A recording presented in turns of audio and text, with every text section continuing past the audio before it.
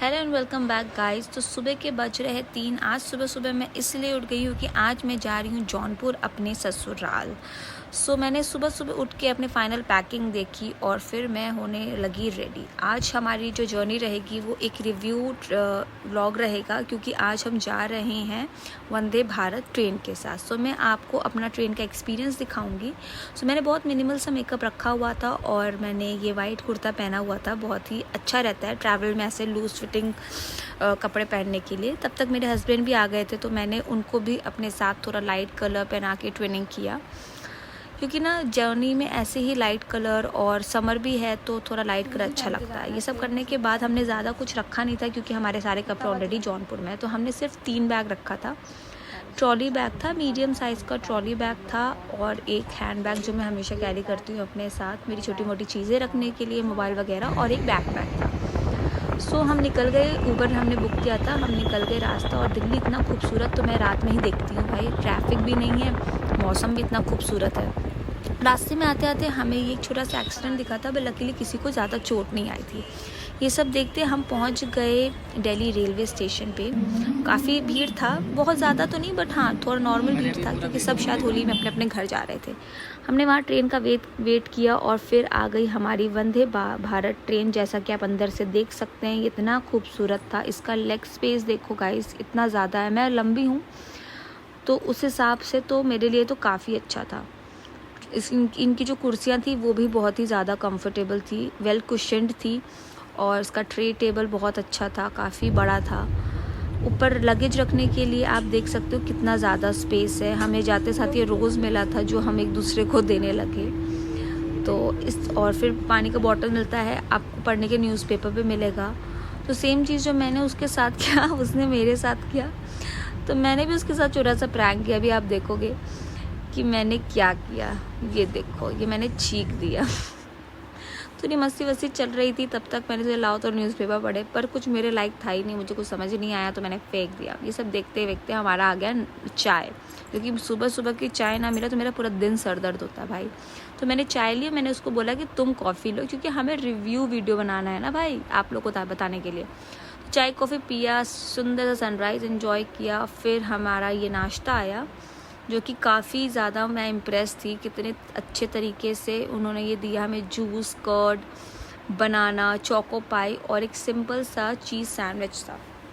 ज़्यादा कुछ खाने का मन नहीं था, पर हमने ये टेस्ट किया आप लोग को बताने के लिए कि कैसा होता है वहाँ पे। तो ये सिंपल था, अच्छा था। सुबह सुबह ऐसे ही सिंपल खाना खाना चाहिए। लेकिन इतना ही नहीं गाइस, इसके बाद हमें और नाश्ता आया। हमें आए छोले कुलचे, वो भी एकदम गरम गरम, और बहुत ही ज़्यादा यमी, हाइजीनिक और फ्रेश था।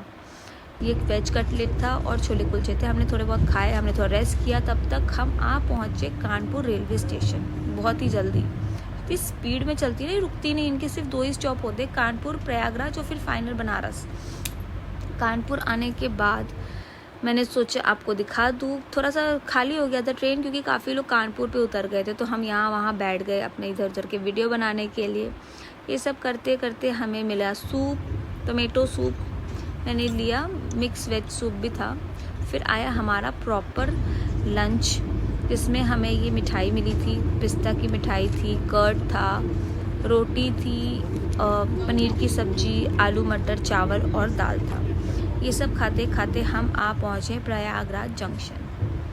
प्रयागराज जंक्शन में पहुँचे, फिर लंच के बाद इन्होंने प्रॉपर अच्छे से रखा, सूप लंच दिया। उसके बाद फिर हमें दिया डेज़र्ट, वनीला आइसक्रीम। तो मैंने तो नहीं खाया, मैंने बोला तुम ही खा लो, क्योंकि बहुत ज़्यादा पेट भर चुका था मेरा। खा ही तो रहे थे भाई, हमें सुबह से खिला ही रहे हैं। ये सब किया। फिर हमने संगम देखा, ज़्यादा पानी तो नहीं था, सूख गया था शायद, मतलब गर्मी की वजह से। ये सब कुछ करने के बाद हम फाइनली बनारस आ गए। तो आपको मैंने सोचा ये दिखा दूँ। देखो आप लेग स्पेस देखो, इनकी कुशनिंग देखो, इनके सोफ़े पे कितना प्लेन वाला वाइब दे रहा है ना। एक्चुअली प्लेन में भी इतना लेग स्पेस नहीं होता, मेरे इंडिगो फ्लाइट में तो इतना नहीं होता है। बाहर से ये कुछ इस तरीके का लगता है, प्रॉपर पूरा शीशा लगा हुआ इनका, पूरा विंडो। और ये है बनारस का रेलवे स्टेशन, अंदर प्लेटफॉर्म के साइड का। कितना सुंदर पेंटिंग इन्होंने कर रखा है भाई। और बाहर से ये कुछ ऐसा लगता है। एक्चुअली मेरा भी ये पहली बार है, बचपन में आई थी पर वो इस तरीके का नहीं था, लेकिन अब मैं जब आई तो कुछ बहुत ही ज़्यादा सुंदर लग रहा था। ये सब करने के बाद मेरा घर वहाँ से 45 मिनट्स दूर है। मैं आई वहाँ पे तो मेरी मम्मी बहुत ज़्यादा खुश थी। शादी के बाद हम दोनों साथ में पहली बार आ रहे हैं, तो मम्मी ने हमारा नज़र उतारा, सारी बुरी नज़रों से हमें दूर रखा और बहुत ही ज़्यादा खुश थे वो लोग गाइस, क्योंकि बहुत देर से वेट कर रहे थे। और पापा भी ऑफिस से आ गए थे। ऑफिस आने के बाद वो सो गए थे, लेकिन हमें देखते ही वो उठ गए, तो हमने फटाफट पापा का आशीर्वाद लिया और इतना ज़्यादा खुश थे। उसके बाद हम लोग बैठ के कुछ देर बात किए और फिर मम्मी ने हमारे लिए दही बड़ा गुलाब जामुन बनाया हुआ था होली पे, तो हमने वो खाया। इतना ही ज़्यादा यमी और टेस्टी था ना गाइस कि क्या ही बताएं। अब मम्मी को हमारा रिव्यू लेना भी बहुत ज़रूरी था, क्योंकि वो हमारे लिए ही बनाए थे। उसके बाद फिर हम आ गए अपने रूम में। फिर मैंने अपने इनविजिबल कलश को लात मारा और रूम पे आने के बाद ना गाइस एक अलग ही सुकून है। चाहे जहाँ रह लो ना, पर अपना घर अपना ही घर होता है। यहाँ का बेड देखने के बाद मुझे इतना सोने का मन कर रहा था ना कि मैं थोड़ी देर ऐसे ही लेटी, फिर मैं उठ गई, क्योंकि नहाना धोना ये सब कुछ करना था। सोने के बाद मैं नीचे आ गई मम्मी के साथ होली की थोड़ी प्रिपरेशन कराने के लिए। तो पापा के ऑफिस से ना उनको ऑर्गेनिक कलर्स मिला हुआ था, तो मैंने सोचा कि मैं उसको अच्छे से डेकोरेट करके रखूँ, पर कुछ ऐसा मिल नहीं रहा था। तो मैंने उसी के डब्बे पे ऐसा कुछ चमकीला सा लगा के, फिर मेरी ननद है ना, उससे मांगा था। वो आर्ट एंड क्राफ्ट करती रहती है ना, तो ये सारी चीज़ें उसके पास पड़ी होती है, तो वो मुझे ला के दी। और फिर मैंने ये प्यारे प्यारे से कलर्स, जैसे कि आप देख सकते हो, रेड, येलो, ब्लू, इतना सुंदर लगता है ना गाइस चेहरे पे येलो और ब्लू लगा के, क्या ही बताऊँ। ये सब हमने इस तरीके से कुछ तैयार किया। उसके बाद हमने सारे गुजिया, नमकीन वगैरह भी हमने सब सेट कर लिया था। तो हम ऐसे करते हैं ना, 2-3 ऐसे बना के रख देते हैं, कुछ बाहर वाले कमरे में रख देते हैं ड्राइंग रूम में, और कुछ अंदर रख देते हैं। कोई अगर एक्स्ट्रा कोई आ गया तो वहाँ पे भी ये सारी चीज़ें अवेलेबल होनी चाहिए।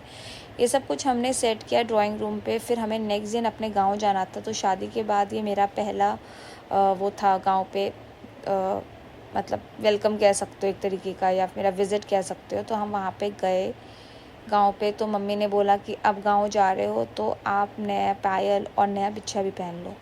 तो ये सारी चीज़ें हमने की, पायल बिच्छा पहना, और फिर हमने फाइनली डिनर विनर किया। और फिर हमें आ गई बड़ी तेज़ की नींद, क्योंकि ज़्यादा नींद पूरी हुई नहीं थी। 2 घंटे सो के हम नीचे आ गए थे। तो फिर हम सोने चले गए। आई होप आप लोग को ये वीडियो अच्छा लगा हो। मेरा नेक्स्ट वीडियो जो रहेगा वो फुल होली वाली वीडियो रहेगी गाइस। थोड़ा सा लेट इसलिए हो गया क्योंकि मैं घर पे थोड़ा बिजी हो गई थी। फेस्टिवल सीज़न है, आप लोग सब समझते हो। तब तक के लिए take care and bye bye.